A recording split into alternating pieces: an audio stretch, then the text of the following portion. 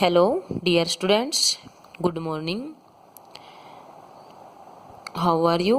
I hope you are fine. Okay.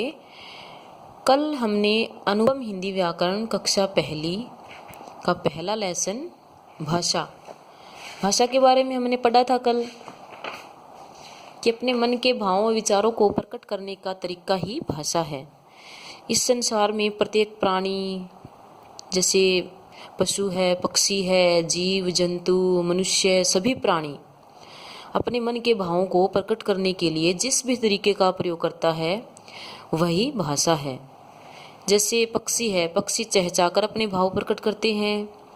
जैसे ये जंतु है, जैसे जानवर है, मेंढक है, मेंढक टर्टर करके, बिल्ली है म्याऊं म्याऊं करके, शेर दहाड़कर, कुत्ता भौंककर, ऐसे ही सभी प्राणी अपने भावों को प्रकट करने के लिए अलग अलग आवाज़ें निकालते हैं। तो इन आवाज़ों और ध्वनियों को ही हम भाषा कहते हैं। हमने कल भाषा के दो रूप किए थे, बोलकर और लिखकर।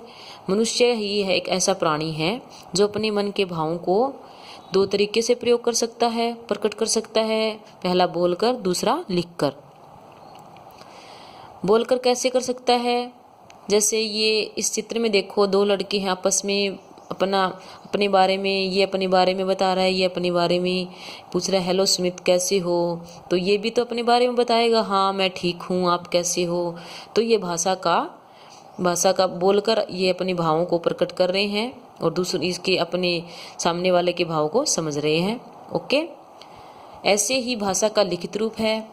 जैसे कोई कविता, लिखी हुई कविता है तो हम उनको पढ़ रहे हैं, तो जिसने भी कविता लिखी है तो उनके भावों को हम समझ रहे हैं। जैसे टीचर है ब्लैक बोर्ड पर लिख रहे हैं तो बच्चे लिखा हुआ ही समझ रहे हैं, तो ये भाषा का लिखित रूप है।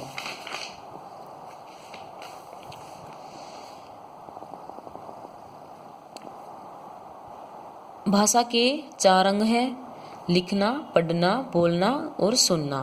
भाषा के चार अंग हैं: लिखना व पढ़ना, ये भाषा के लिखित रूप है।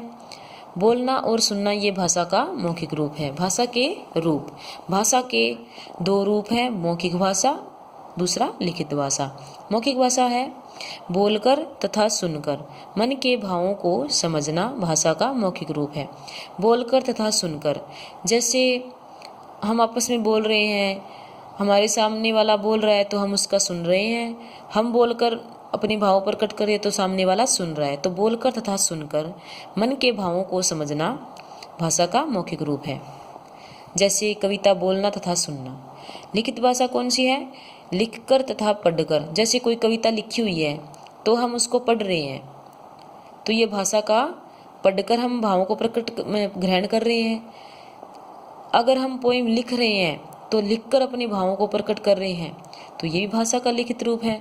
लिखकर तथा पढ़कर मन के भावों को समझना भाषा का लिखित रूप है, लिखित रूप कहलाता है। जैसे अध्यापक का श्यामपट्ट पर रंगों के नाम लिखना तथा छात्र का पढ़कर समझना, तो ये भाषा का लिखित रूप है। भाषा के दो रूप हैं: मौखिक भाषा, लिखित भाषा। ओके, आप लोगों को भी ये लेसन है, पढ़ना है, याद करना है और समझना है। कल हम इस लेसन के क्वेश्चन आंसर करेंगे। Okay, thank you, have a nice day.